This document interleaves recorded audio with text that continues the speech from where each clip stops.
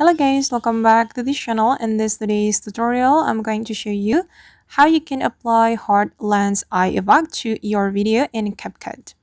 Alright guys, let's get started. Here I have created a project in my CapCut application. And first of all, we have to click on this effect option. Then we need to select the body effect. In this body effect, we have to go to the selfie category. You can scroll all the way to the right until you find the selfie category. Just click on this category and you have to scroll down a little bit until you find the heart shaped eyes.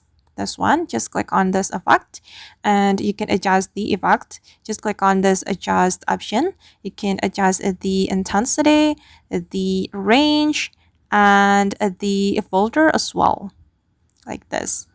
And after that, after you're done adjusting the effect, you can click on the check mark and make the effect align with your video by dragging the effect like this.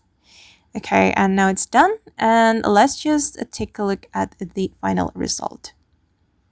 Alright guys, and that's how we can apply the hard lens eye effect to our video in CapCut.